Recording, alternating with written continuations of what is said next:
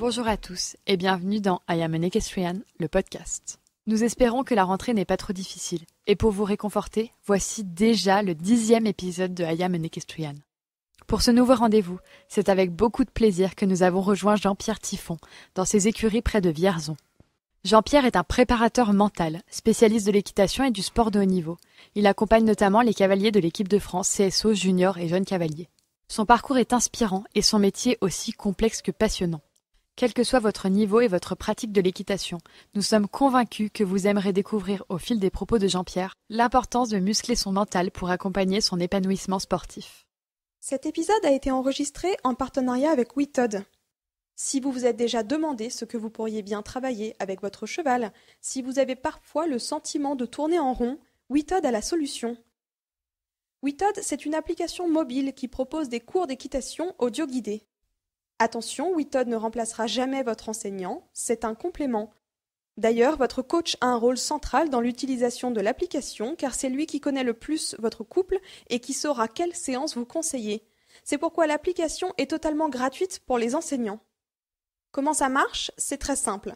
À cheval, mettez vos écouteurs et laissez-vous guider en temps réel par les consignes et conseils de Todd, c'est le petit nom de l'assistant vocal, pour une séance complète de travail détente comprise.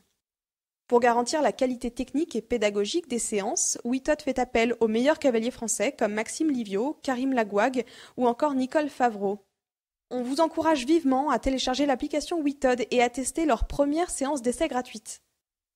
Et puis, si vous êtes séduit et que vous décidez de suivre l'une des séances de préparation mentale enregistrées avec Jean-Pierre Tiffon, n'oubliez pas de nous envoyer vos commentaires et feedbacks en message privé sur Instagram. Allez, c'est parti. Bienvenue dans I Am an Equestrian, le podcast. Alors, bonjour Jean-Pierre. Bonjour. Je suis très contente de revenir ici à la Bidauderie pour enregistrer un épisode avec toi. Ouais. Alors, Moi aussi. pour te présenter très très rapidement, tu es préparateur mental, mais j'aimerais que toi tu te présentes, que tu expliques ton parcours professionnel, scolaire, etc. pour en être arrivé jusqu'ici. Alors, le parcours, à mon âge, il est un peu long. Donc j'ai commencé, alors d'abord comme cavalier, j'ai commencé à 7 ans et demi dans un club à côté de Chantilly, à La Morlaix, un de ces clubs des années 60, où on tenait compte de cirer sa selle, ratisser la cour, faire les cuivres, parce qu'il fallait que ça soit joli et bien. Donc j'ai été formé à cette école-là et à l'époque j'ai rencontré une cavalière qui a été assez connue en France et qui est toujours présente en France, Adeline Wirth, voilà, où j'ai fêté ses 10 ans ensemble, son anniversaire des 10 ans. Donc ça c'est le tout début de ma vie de cavalier. Après j'ai fait des études où en fait j'hésitais entre faire des études ou me consacrer au cheval. En fait pour des raisons plus familiales que personnelles, je suis allé vers des études. J'ai fait des études d'économie et de sociologie.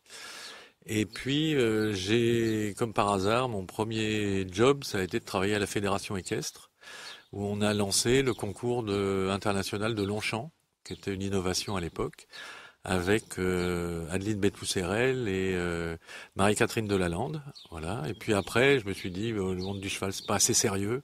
Donc je suis allé dans le monde de l'entreprise où je me suis occupé pendant, on va dire, 10 ans de restructuration sociale. Voilà, donc fallait que je m'occupe de restructurer, de faire les plans d'accompagnement sociaux. Et donc là, j'étais obligé de m'immerger plus directement dans la psychologie. Donc en parallèle de mes activités professionnelles, j'ai commencé à me former avec des psychologues, avec et puis depuis les années 90, je me forme tout le temps. Voilà, ça arrête pas. Donc je me suis formé directement au coaching en 95 avec un des premiers coachs qui existait en France, Édouard Stack, qui était un type qui venait plutôt du monde du corps. Il avait été ostéopathe, il avait été kiné et il était coach pour des sportifs et aussi pour des gens d'entreprise.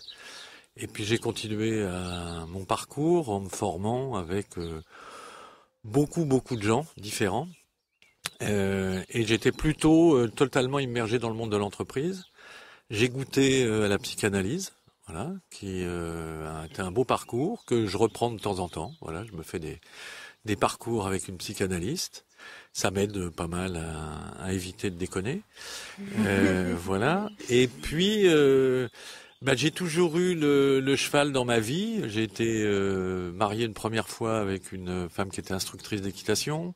Mes 2 filles aînées ont été cavalières amateurs. Je me suis remarié avec une cavalière qui était aussi instructrice et qui développe l'équitation Alexander. Et j'ai aussi une dernière fille qui est aussi cavalière. Donc j'étais toujours immergé là-dedans. Donc voilà le parcours. Et puis le coaching, on pourra peut-être y revenir. Ça m'est tombé dessus un peu par hasard. Coaching des cavaliers. Et justement, du coup, est-ce que vous pouvez nous expliquer, alors j'allais dire succinctement, mais non pas spécialement, finalement, en quoi ça consiste le coaching mental d'un cavalier? Quels sont les aspects qui rentrent en jeu? Qu'est-ce qu'on fait exactement? Voilà, c'est quoi cet univers?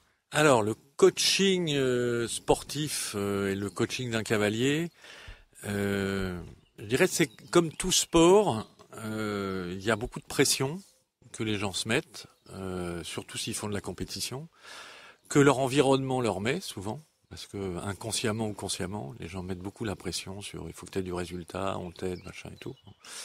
Les coachs techniques peuvent aussi mettre de la pression sur leur cavalier sans s'en rendre compte. Donc le boulot d'un coach mental, c'est d'aider le cavalier à y voir clair et à se donner des objectifs à lui et qui dépendent pas forcément des autres, et aussi à savoir gérer les moments de stress et à gérer aussi sa carrière. Alors ça, c'est peut-être quelque chose qui est un peu spécifique dans le monde du coaching pour les cavaliers, c'est qu'on est dans un sport de longévité. C'est-à-dire qu'on peut monter de l'âge de 7 ans à 77 ans. Et donc, il faut aussi gérer, non pas simplement l'instant, mais gérer une progression sur la durée et pas se faire écrabouiller par, je dirais, par des moments délicats qu'on n'a pas su gérer et qu'on a gardé ancrés en soi. Donc, je dirais que le coaching mental, c'est alléger la pression qui s'exerce sur le sportif pour que quand il est à cheval, il soit le plus libre possible et le plus conscient de ce qu'il va faire. Si ça résume, voilà à peu près mon idée du coaching. D'accord. Au final, comme tu nous le disais, tu es toujours revenu auprès du cheval. C'est quelque chose qui apporte des vraies valeurs et c'est un élément central dans ta vie. Comment est-ce que tu perçois les valeurs aussi qu'apporte l'équitation sur les jeunes et moins jeunes? Alors, deux choses, c'est que moi je me suis rendu compte peut-être un peu tard que le cheval et son environnement étaient indispensables à mon équilibre. C'est-à-dire que j'avais ma vie professionnelle où je travaillais un coup dans une tour à la Défense et puis j'allais monter le samedi ou le dimanche. Mais je me suis rendu compte que j'avais vraiment besoin de nature et besoin des chevaux. Ça c'est un peu tard, mais enfin bon, mieux vaut tard que jamais. Et puis je me suis rendu compte aussi que en faisant travailler par exemple des gens d'entreprise avec des chevaux, que les chevaux les renvoyaient à quelque chose de profond chez eux. C'est-à-dire que le cheval, c'est vraiment un miroir grossissant de qui on est. C'est quelqu'un qui nous renvoie l'état interne qu'on a. Le cheval nous le renvoie immédiatement. Donc ça, je me suis rendu compte que c'était un outil formidable pour être mieux équilibré dans sa vie. Et puis, les valeurs du cheval, c'est des valeurs du vivant. Donc, moi, je crois beaucoup à la question du respect du vivant. Et que malheureusement, de temps en temps, les cavaliers qui ne font pas un travail sur leur mental, ils peuvent transférer sur le cheval les frustrations qu'ils ont dans leur vie. Et ça, c'est quelque chose que je trouve qui devrait s'interdire. En gros, c'est quand on voit un cavalier se fâcher parce qu'il a fait 8 points et agresser son cheval, c'est quelque chose qui devrait être interdit. Mais au fond, ça sert à rien de l'interdire. Il faut essayer de comprendre pourquoi. Et souvent, c'est parce que des gens ont beaucoup donné d'eux-mêmes pour essayer d'être performants le jour J. Et puis, ils ont une énorme frustration. Et comme ils ne savent pas gérer leurs émotions, ils le transfèrent en colère, en agressivité, en violence sur les chevaux. Donc je trouve que la meilleure formation pour respecter le cheval, ça serait de faire un travail sur son mental et l'intégrer dans l'éducation du cavalier. Ça répond à peu près à votre question ? Complètement. Complètement. J'avais prévu de vous demander si vous étiez épanoui dans cette vie professionnelle, mais bon, je pense que la réponse est évidente. Du coup, je vais juste creuser un tout petit peu plus loin. dans ce métier-là de coach mental pour cavalier. Donc vous avez la proximité du cheval qui semble être important à votre équilibre, mais quels sont les facteurs clés qui vous permettent justement cet épanouissement? Est-ce que c'est le contact humain? Est-ce que c'est la transmission? Est-ce que c'est en fait un combiné de tout ça? C'est peut-être un peu un combiné de tout ça. C'est-à-dire que non, ce qui est épanouissant, c'est d'avoir l'impression d'être utile à quelqu'un et indirectement à ses chevaux. Moi, je disais, je suis tombé un peu par hasard dans le coaching vers les cavaliers. L'anecdote, c'est que je dînais pour la première fois avec Bosti et sa femme, et elle m'a interrogé sur le fait de savoir si, comme je faisais du coaching pour les gens d'entreprise, je pourrais m'intéresser à un jeune. Bon, et puis en creusant un peu, j'ai compris que ce jeune, c'était leur fils, Nicolas, et donc j'ai dit que s'il était d'accord, moi j'étais d'accord pour l'accompagner. Et en travaillant avec lui, parce que c'est un type vraiment formidable, délicieux, qui a beaucoup de qualités humaines, je me suis rendu compte qu'il se mettait une pression énorme. Et puis on a travaillé comme ça, une fois par semaine, ou une fois tous les 15 jours, pour l'aider à réfléchir à sa vie de cavalier. Et puis au bout de 4 mois, il m'a dit, voilà, j'ai fini le parcours avec toi, j'ai envie de voler de mes propres ailes. Et là où je sentais qu'il était content du travail qu'on avait fait. Et ce qui m'a le plus touché, c'est que la veille des Jeux Olympiques de Rio, j'ai croisé Bosti et sa femme et ils m'ont dit tu te rends pas compte, mais le travail que tu as fait avec notre fils nous a apporté nous aussi beaucoup de choses. Et je me suis rendu compte que indirectement, il s'était passé quelque chose pour Nicolas, mais aussi pour Bosti et sa mère. Dans leur relation, ils avaient réussi à se parler peut-être différemment, à regarder les choses différemment. Donc ça, c'est épanouissant de se dire qu'on a pu donner un petit coup de pouce à quelqu'un à un moment donné. J'ai d'autres choses qui épanouissent quand j'accompagne une équipe de France de jeunes et que je vois les pressions dans lesquelles l'entraîneur peut être pris. Parce qu'on croit que le plus important c'est le sportif et que lui a beaucoup de pression, mais les entraîneurs ont énormément de pression. Quand je peux, en étant présent, donner un petit coup de pouce à Olivier Boss, parce que lui faire prendre conscience que oui, les pressions qu'il subit sont peut-être incompréhensibles ou inutiles, mais qu'elles existent, je l'aide à prendre un peu de recul, et ça j'en suis content. Parce que un des trucs qui m'a le plus frappé, c'est quand je me suis formé dans le cadre de mes formations, j'ai travaillé à l'INSEP et j'ai travaillé pendant 12 jours avec des entraîneurs de toutes disciplines olympiques. Et je me souviens d'un type qui était entraîneur dans le sabre, l'épée et tout, et qui avait eu une carrière formidable d'entraîneur. Et il avait ramené un nombre de médailles d'or pour l'équipe de France. Et là, il avait raté les Jeux de Londres. Et c'était terrible de voir à quel point ce gars était miné par ça. Et en gros, il avait été lâché par tout le monde. La fédération l'avait lâché, même certains sportifs l'avaient lâché, alors que ce type avait donné le meilleur de lui-même pendant des années. Et aider les entraîneurs, c'est des fois aider indirectement les sportifs, parce qu'autrement les entraîneurs se mettent une pression folle qu'ils transmettent consciemment ou inconsciemment à leurs élèves. Donc ouais, c'est épanouissant d'aider des gens. Et puis indirectement, on aide aussi les cavaliers, leurs entourages, et puis les chevaux, parce que quand un cavalier va mieux, on a l'impression que ses chevaux vont mieux, qu'il est moins agressif, qu'il est plus fluide. Puis dernière anecdote, il y a un cavalier que j'ai pas aidé directement parce qu'on se connaît depuis trop longtemps, c'est Philippe Rosier. Et la Fédé m'avait demandé de venir à un rassemblement pré-Jeux Olympiques de Rio. Et puis on avait fait un petit temps d'échange sur la plage. Certains des cavaliers se demandaient ce que je faisais là et qu'est-ce que je leur demandais. On faisait un truc avec des ballons, avec voilà. Bon. Et puis je me suis rendu compte que Philippe Rosier, aux questions que je posais, c'est transmettez vos expériences. Il était complètement présent, complètement disponible, alors que normalement il était remplaçant. Et je me suis dit que le travail qu'il avait fait dans les mois précédents lui permettait d'être complètement à l'aise avec son rôle. Là, il était à l'aise avec son rôle de remplaçant.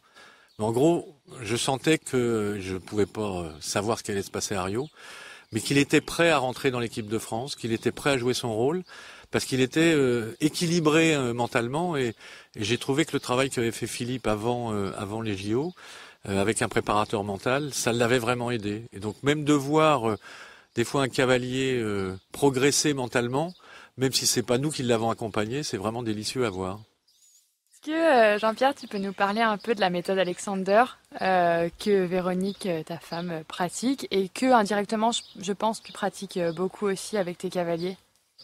Alors, la méthode Alexander, c'est Véronique qui me l'a fait découvrir parce que je connaissais pas avant. En fait, c'est une méthode psycho-corporelle. Alors, on va dire que c'est ça peut être de la préparation mentale, mais ça passe par le corps. L'idée, c'est que, en gros, naturellement, comme enfant, on a une bonne posture, on a une bonne attitude. Toute photo d'un enfant sur la plage, on voit qu'il est libre avec ses bras, qu'il se tient correctement. Mais que malheureusement, la vie étant ce qu'elle est, l'école, les pressions qu'on peut se mettre avec les parents, avec les trucs comme ça, fait qu'on se détériore l'usage qu'on a de soi-même. Et donc l'idée de la méthode Alexander, c'est de réapprendre à bien s'utiliser mentalement et psychologiquement. Et donc Véro, elle développe complètement et avec une grande compétence depuis 30 ans cette méthode. Et moi, j'apporte des dimensions mentales un peu plus creusées pour aider des cavaliers à aller mieux dans leur peau. Aller mieux dans sa peau, c'est être mieux dans son physique et mieux dans son mental. Et depuis quelques années, avec Véro, on a décidé d'aider les enseignants et les coachs à se former à cette approche, parce qu'on pense que la connaissance du corps et la connaissance du mental n'est pas assez développée parmi les enseignants et parmi les coachs, et qu'en fait, ils ont un vrai appétit de ça, parce qu'ils se rendent compte qu'autrement, ils sont un peu agressifs ou un peu à côté de la plaque avec leurs élèves. Alors j'ai lu récemment un bouquin sur la préparation mentale pour le sportif qui parlait aussi d'auto-hypnose, de visualisation, de concentration, etc. Et je me suis demandé du coup dans quelle mesure est-ce qu'on peut appliquer tous ces mécanismes-là qu'on lit sur la préparation mentale d'un sportif à l'équitation qui est un sport un tout petit peu à part puisque c'est le seul qui fait rentrer en compte un deuxième être vivant qui est quelqu'un avec qui on ne peut pas parler et qui n'est pas capable d'être comme une équipe dans un dialogue avec nous. Donc, est-ce que tu peux nous parler un petit peu de ça, des ajustements qu'on doit faire quand on adapte la préparation mentale à un cavalier? Alors, je pense qu'il y a des bases communes quand même à la préparation mentale, parce que le cavalier, c'est d'abord un humain et c'est un humain soumis à de la pression, qu'il soit amateur ou professionnel ou compétiteur. Donc je pense qu'il y a vraiment des points communs et il y a une littérature extraordinaire maintenant depuis moi il y a 20 ans ou 25 ans quand j'ai commencé, il n'y avait pas beaucoup de livres sur la préparation mentale. Donc il y a beaucoup de choses qui sont pour un cavalier lire un bouquin de préparation mentale, même pour un golfeur, il va y trouver quand même des choses. Sur un tennisman, il va y trouver des choses. Par contre, il y a une vraie différence, c'est justement le lien avec le cheval. Mais je dirais que ça renforce presque la question de la préparation mentale, parce que le cheval, il nous renvoie ce qu'on est intérieurement, pas simplement ce qu'on est extérieurement, mais ce qu'on est en termes de tension physique, de tension mentale, d'émotion. Et donc la préparation mentale avec le cheval, c'est presque de la préparation mentale puissance 10, parce que le cavalier, plus il sera à l'écoute de lui-même, il saura gérer ses émotions et son fonctionnement corporel avec ses émotions, plus il aura un cheval disponible. Donc moi, là, depuis 2-3 ans, j'essaie de mettre au point des exercices où on transpose vraiment des exercices de préparation mentale classique avec le cheval. Par exemple, là, avec Whitod, j'ai sorti un épisode sur la détente du mental, qui est vraiment des exercices qu'on fait dans tous les sports, mais là que j'ai adapté au cheval. Parce que savoir si on est mieux dans le visuel, mieux dans l'auditif, mieux dans le kinesthésique, comment on fonctionne, ça c'est important pour tout sportif de le savoir.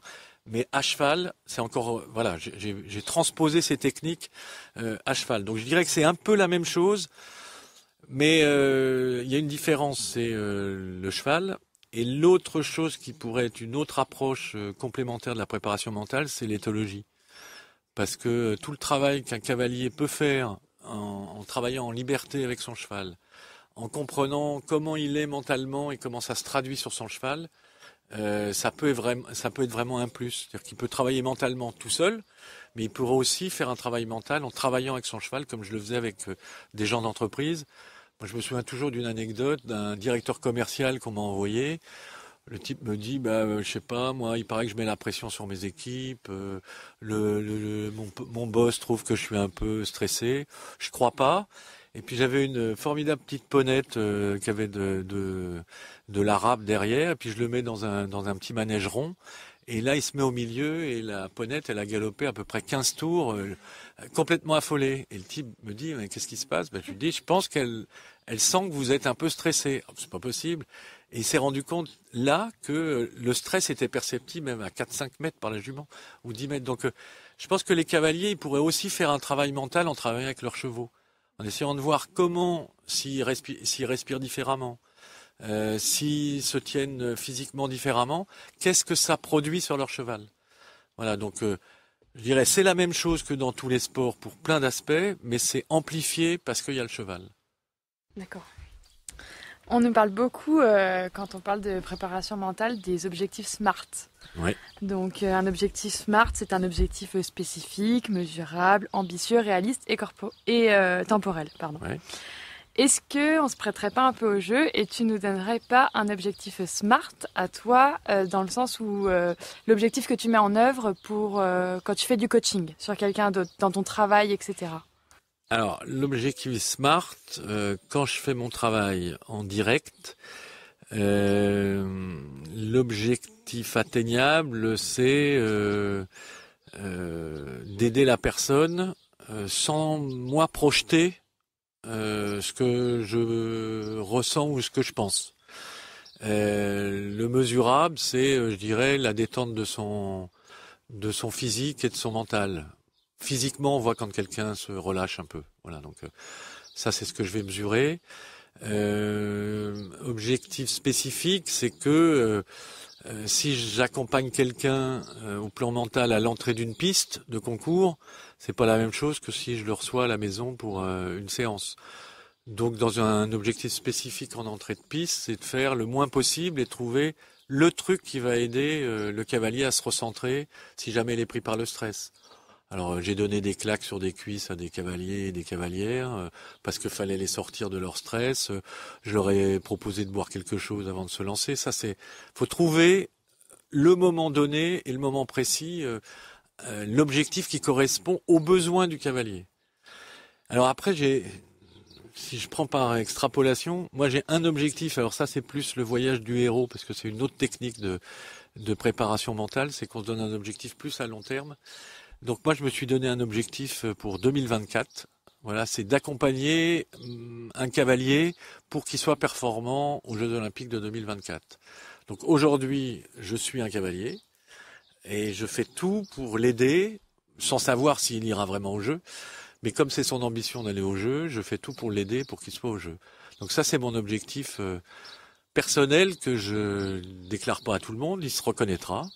C'est un cavalier qui a 22 ans, qui fait beaucoup d'efforts pour aller vers cet objectif. Je pense qu'il se donne vraiment les moyens de l'atteindre.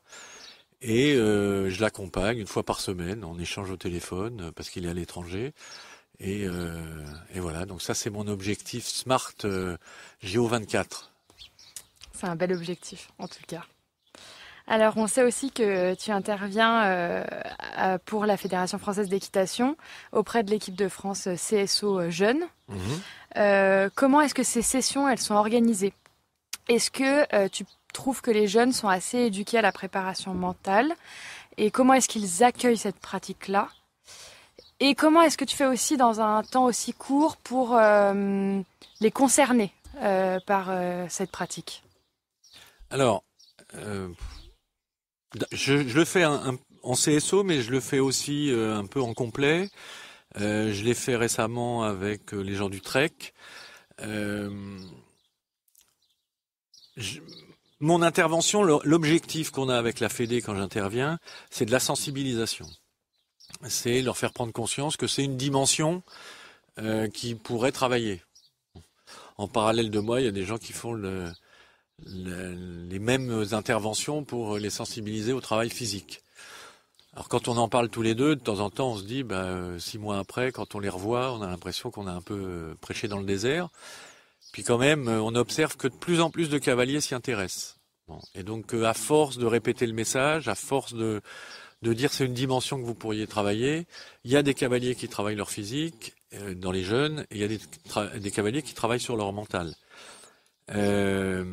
En complet, il y en a peut-être presque plus que en CSO.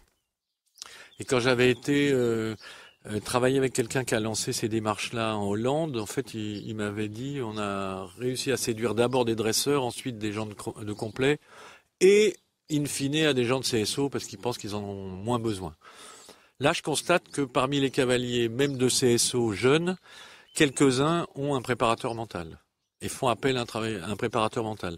Là, il y a une jeune cave que je ne connais pas, mais qui a l'air assez performante, qui dit si j'ai amélioré ma performance, c'est parce que j'ai commencé à travailler au niveau mental avec quelqu'un.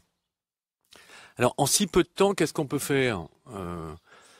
On peut déjà leur permettre de parler et d'exprimer des choses sur cet aspect-là. Et on se rend compte que même si c'est inconscient, ils ont tous une sensation que de temps en temps le mental les lâche. Bon. Et qui sont envahis par le stress, qui peuvent être plus crispés. Il y a un cavalier qui m'a raconté l'autre jour, c'est marrant, en grand national ça va bien, mais quand je monte en junior ou en jeune cave, je sais plus si c'était junior ou jeune cave, je suis un peu plus crispé, un peu plus agité, et je monte moins bien mon cheval. Donc il avait pris conscience que son mental, dans certaines situations, fonctionnait moins bien. Alors après, entre les sensibiliser et les convertir, il y a une nuance. Moi, le premier cavalier avec qui j'ai parlé de préparation mentale, parce qu'il en faisait, c'est Michel Robert. Mais c'était en 1981. Et il se lançait là-dedans. Il s'ouvrait à ça. Et après, tout le monde s'est un peu foutu de sa gueule parce que il faisait du yoga, parce que il travaillait sur son mental, parce qu'il voulait manger différemment. Moi, je constate qu'à 70 ans, il gagne encore des Grands Prix 3 étoiles. Et qu'il participe encore à un 5 étoiles. Voilà. Voilà. Donc, je pense que c'est bien de parler de la préparation mentale, c'est encore mieux de la pratiquer. Voilà. Mais je suis content du travail qu'on fait avec la Fédé, qui est d'essayer de sensibiliser les uns ou les autres à ça. Des fois, on sensibilise indirectement des parents. Parce que moi, je fais souvent des échanges dans les stages des jeunes avec les parents, en leur faisant prendre conscience que de temps en temps, ils sont, sans s'en rendre compte, des handicaps pour leurs enfants ou pour leurs ados. Alors je le dis d'autant mieux que moi, comme père ou comme mari, j'ai pas toujours été un très bon accompagnateur. J'ai mis la pression sur mes filles sans le vouloir, parce qu'on veut qu'ils réussissent. On est désolé qu'ils ratent, et puis on gère pas bien ses émotions. Donc comme j'ai appris à les gérer pour moi, pas aussi bien que ça quand c'est mes filles ou ma femme, j'essaie d'expliquer aux parents comment faire pour pas être un espèce de poids qu'on met sur les épaules du cavalier avant qu'il rentre en piste. Quand on réfléchit au rôle du mental en fait dans la performance, déjà je sais pas si tu es d'accord avec ça, mais souvent on entend que le mental représente 80% de la performance. Et la question que je me suis posée du coup à ce niveau-là, c'est si le mental, que ce soit 80 ou un autre chiffre, mais si le mental est aussi important que ça, 80%, comment tu expliques le fait qu'on passe autant d'heures aussi jeunes à travailler la technique et aussi peu à travailler le mental au final? Alors, je dirais le cheval c'est un piège pour cette question-là parce que comment dire, c'est souvent les cavaliers vous disent j'ai un cheval qui a un mental incroyable et je gagne parce que il a un mental incroyable quand je lui demande au barrage donc souvent les cavaliers disent je gagne ou je suis performant parce que mon cheval a un mental incroyable. Bon. Et ce mental incroyable du cheval, ils l'ont travaillé à force de répétition, de travail sur le plat, de travail à la maison. Donc de temps en temps, ils sont bien conscients que le mental est important. Après, c'est peut-être 80% de la performance, mais ça dépend de quoi on parle. C'est peut-être 80% pour gagner la demi-seconde dans un barrage de Coupe du Monde ou de Championnat du Monde. C'est-à-dire que la demi-seconde ou même les 10 centièmes qu'il va falloir gagner, là, c'est parce qu'on va être disponible à ce moment-là, parce qu'on va pas se contracter, parce qu'on va pas faire la faute. Je me souviens d'un cavalier qui dominait complètement le monde équestre en Europe.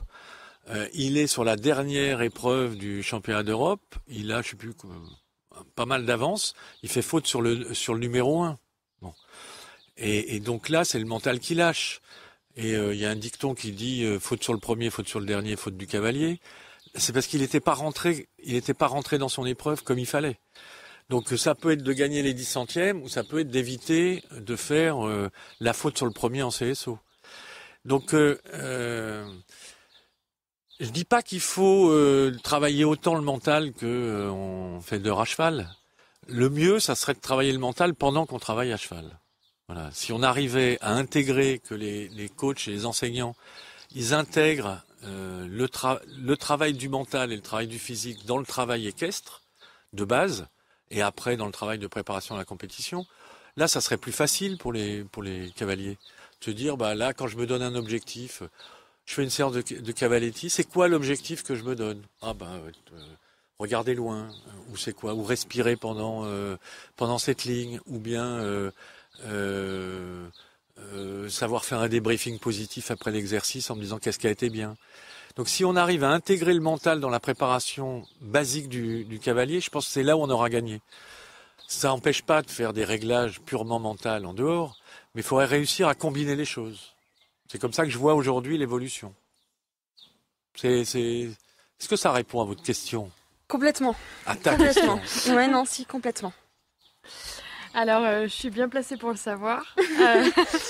Je sais que tu travailles avec des cavaliers amateurs. Eh oui, ça m'arrive aussi. Je prends autant de plaisir. Bah, j'espère. Et est-ce que tu peux nous expliquer un peu ce phénomène aussi quand même chez les amateurs qui est... Alors, c'est très très important la préparation mentale chez les sportifs de haut niveau. Je pense que, comme tu disais, Lorelai, c'est une grosse part de la réussite. Mais on se rend compte quand même que les amateurs, les cavaliers qui font du plus petit niveau, qui font ça pour le loisir, ils se mettent presque autant de pression, voire plus, des fois, que des cavaliers qui font ça voilà, dans leur vie. Ils ont des blocages, ils ont des peurs, des appréhensions, du stress en général. Mmh. Comment est-ce que tu peux expliquer ça ? Bah, c'est paradoxal que des gens qui viennent monter à cheval pour se faire plaisir vivent autant de pression. Bon, donc ça, c'est un paradoxe. Moi, je l'explique en partie par la nature de l'enseignement et les limites actuelles de la pédagogie. Bon.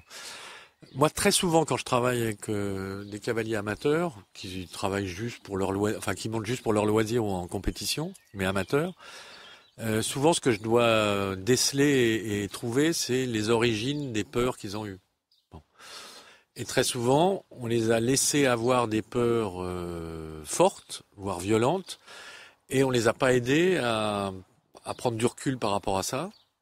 Et donc, parce qu'ils ont eu peur, ils prennent de mauvaises habitudes physiques, ils se contractent, ils mettent les jambes en avant, ils ont une musculature raide, ils ont le cheval qui se met à fuir parce que justement ils sont raides. Et donc là, la clé, ça serait que l'enseignant soit capable de déceler chez un cavalier une situation critique qui fait qu'il a des émotions trop fortes. Et bon, donc ça, c'est un vrai problème de base. Il faudrait déjà que les enseignants soient capables de déceler que mentalement, il y a quelque chose qui se passe qui va pas. Mais souvent, les enseignants se rendent pas compte qui peuvent être blessants et agressifs vis-à-vis des cavaliers. Donc après, quand on travaille avec un cavalier amateur, bah faut l'aider à prendre de la distance, faut l'aider à... Moi souvent, j'utilise une méthode qui s'appelle la méthode TIPI, traitement d'identification des peurs inconscientes, qui est un moyen de revenir sur des situations un peu de peur ou même d'angoisse que les cavaliers ont eues. C'est d'ailleurs un autre épisode de podcast qu'il y aura sur nos amis de Whitod, parce que je me suis rendu compte qu'il faut des fois aider des cavaliers à dépasser une situation de peur. Alors, les peurs des amateurs, ça va être peur de mal faire, peur de faire mal à son cheval, parce qu'ils sont souvent enfin, les filles ou les hommes sont très sensibles à leurs chevaux. Donc non, mais là j'ai fait un très mauvais abord sur cette ligne, il aurait pu mourir. Donc il y a des espèces d'angoisse, peur de se faire mal, peur de décevoir ses parents, peur de décevoir le coach. Alors en plus il en rajoute, c'est pas facile. Donc voilà, faut aider le cavalier amateur. Mais moi j'arrive à le faire individuellement, mais je le fais indirectement avec Véronique quand on aide des enseignants à se former pour mieux gérer ces situations-là. Parce que le cheval, il provoque, heureusement qu'il y a de temps en temps des gens ont peur. Parce qu'autrement, il ferait n'importe quoi. Donc la peur est plutôt un truc, une alerte intéressante. Mais il faut pas la laisser s'ancrer complètement. Est-ce que vous diriez que le cheval... Tu me disais mais bon. Est-ce que tu dirais que le cheval... en tant qu'animal et en tant que partenaire sportif et aussi dans la complexité de ce sport qui est quand même un sport pas évident, est-ce que tu vois pas une certaine forme de résilience mais presque extrême? J'ai l'impression que les cavaliers, on est soumis à l'échec et au fait de devoir rebondir de manière très très très récurrente et qu'on en développe une force de résilience assez particulière. Alors, je pense que plus un cavalier va avancer dans sa vie, plus il va être confronté à des difficultés, à un cheval qui pour des raisons XY pose problème. Et donc c'est vrai que le cavalier, il apprend par la persévérance, il apprend à gérer des situations qui sont difficiles pour lui. Donc c'est une vraie école de la vie, et que on dit souvent que les jeunes qui ont fait de la compétition, qui ont fait de l'équitation régulièrement, ont appris à faire face à des situations qui psychologiquement n'étaient pas évidentes, et ça leur donne, entre guillemets, une force de caractère supplémentaire. Alors ça, je suis d'accord avec ça. À l'inverse, l'évolution actuelle du monde de l'équitation peut amener à penser que le cheval, c'est un objet ou un outil comme un autre, et que... il suffit de pleurer auprès de papa-maman pour qu'on change de cheval comme on change de pompe. Et donc, faut faire gaffe à ça, parce que de temps en temps, on a des cavaliers qui sont face à des difficultés. Ils veulent changer de cheval, changer de coach, changer de club, après avoir demandé de changer de casque, de changer de bottes et des trucs comme ça. Mais il y a un travers en ce moment qui est face aux difficultés, une espèce de volonté de contourner ça par mettre un peu d'argent sur la table pour résoudre la difficulté en changeant le cheval.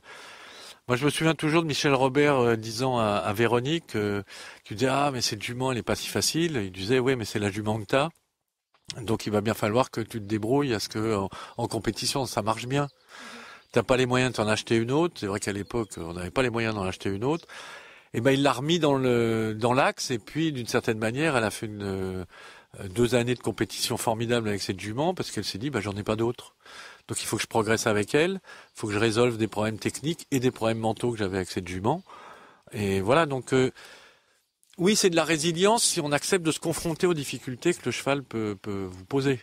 Et pas en faisant demi-tour, en disant je vais changer de coach, je vais changer de lieu. Parce que moi j'observe que quand même pas mal de...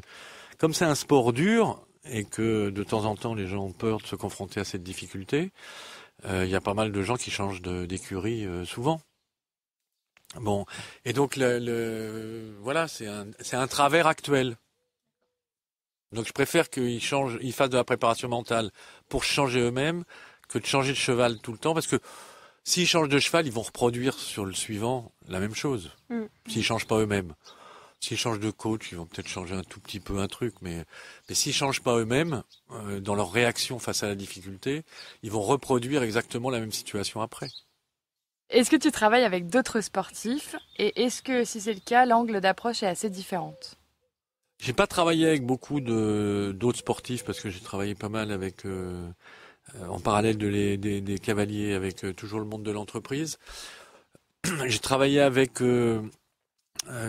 quelqu'un dans le foot, une femme entraîneur, et c'était intéressant parce que justement il disait non, on n'a pas trop de problèmes du mental, et puis à force d'échanger, de réfléchir, je vois que là pour l'équipe de France féminine, ils ont fait appel à un préparateur mental qui les aide, et je trouve ça intéressant.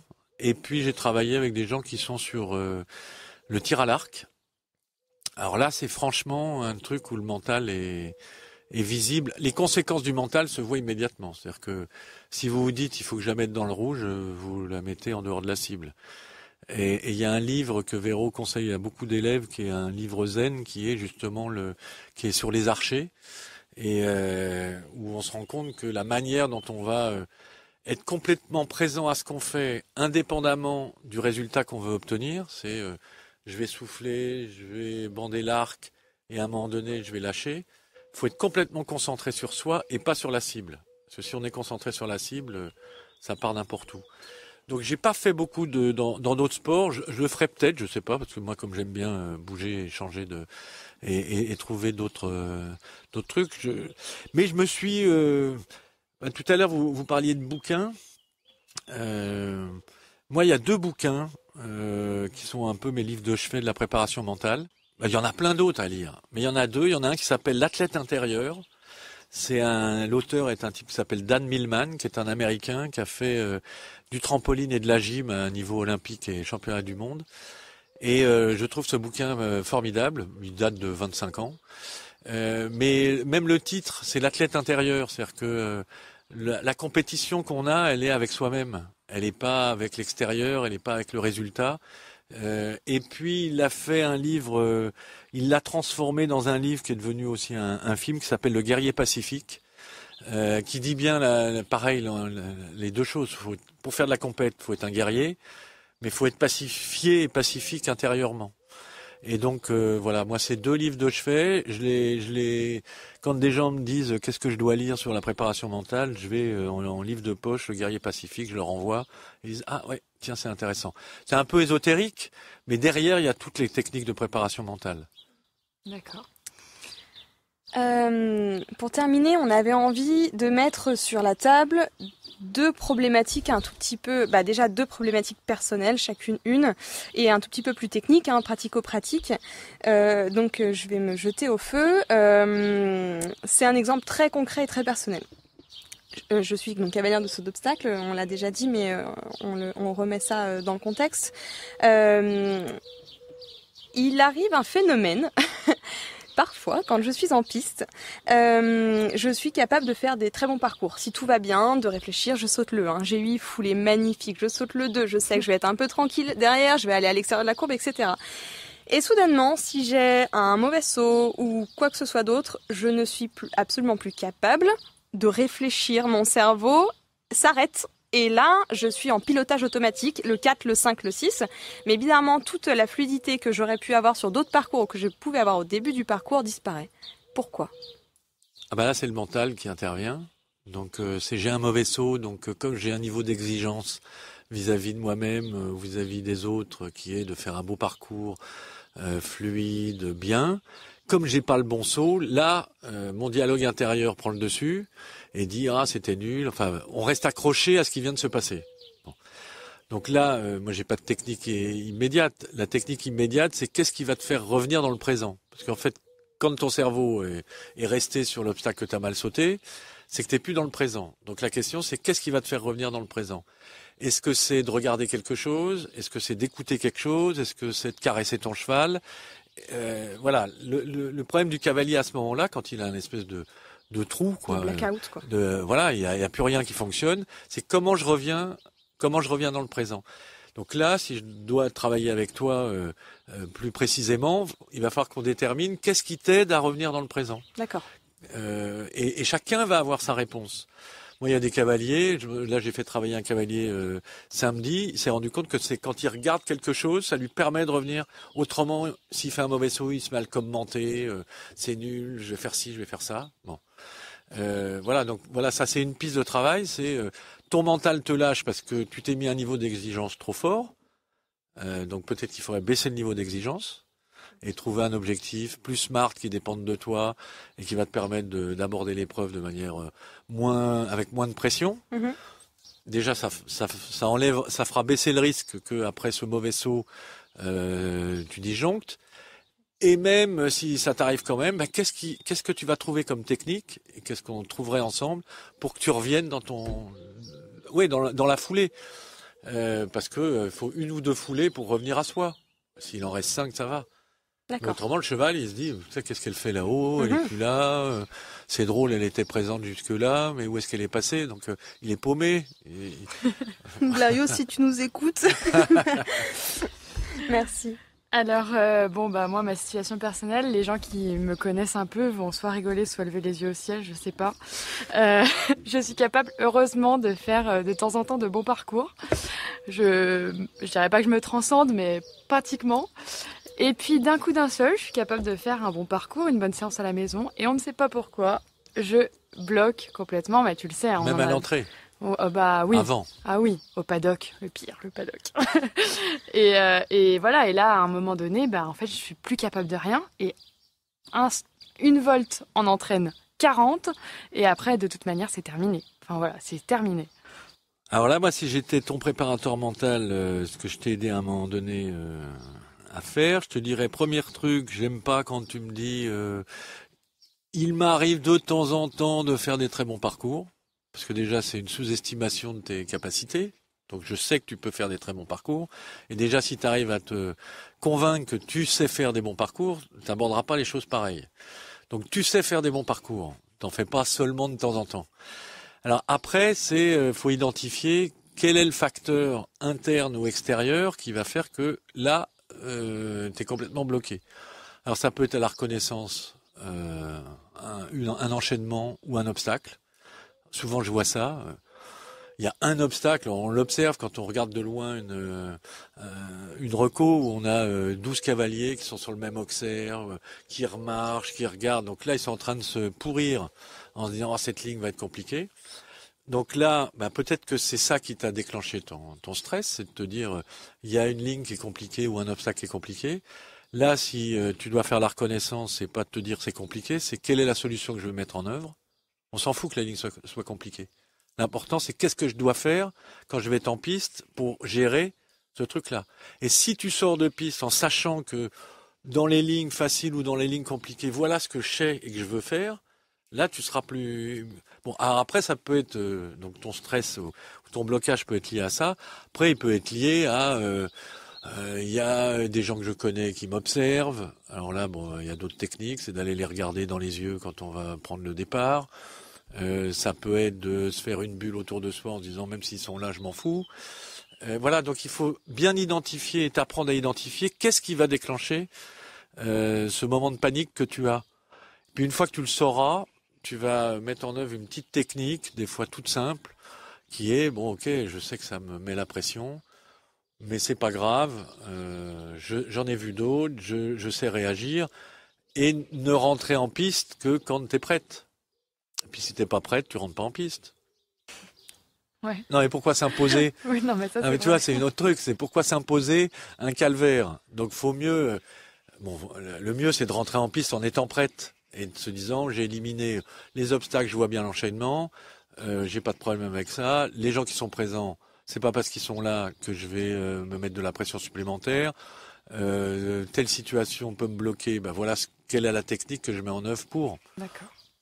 En tout cas, on peut retrouver aussi un peu plus de tes coachings sur WeTod, où tu fais des séances un peu plus détaillées et tout. Donc tous les gens qui s'intéresseront pourront se rendre sur l'application. Oui, c'est une manière de faire de la préparation mentale à distance, que c'est de l'innovation un peu comme vous. Donc moi j'aime bien aider et m'associer à des gens qui innovent. Donc WeTod, c'est de l'innovation et c'est intéressant. Moi, je te rappellerai, je pense. Merci beaucoup, Jean-Pierre. Merci, Jean-Pierre, merci. pour ton temps. C'était passionnant. Merci. On espère que cet épisode vous a plu et que les propos de Jean-Pierre vous ont convaincu à travailler, vous aussi, votre mental. Vous pouvez retrouver Aya Menekesrian ainsi que WeTod sur les réseaux sociaux qui seront listés dans les notes de notre épisode. Pour accompagner cet épisode, nous vous avons préparé une surprise. On vous donne rendez-vous sur nos réseaux sociaux pour vous faire gagner une séance de préparation mentale sur WeTod, ainsi que l'ouvrage de Dan Millman, Le guerrier pacifique, évoqué un peu plus tôt par Jean-Pierre pendant l'épisode. Si vous souhaitez soutenir Aya Menekesrian, vous avez la possibilité de verser un tip, c'est-à-dire un pourboire à partir de 1 € sur la plateforme sécurisée Tipeee. Chaque tip est pour nous d'un précieux soutien. Retrouvez-nous le mercredi 18 septembre pour notre prochain épisode et en attendant, très belle rentrée à tous.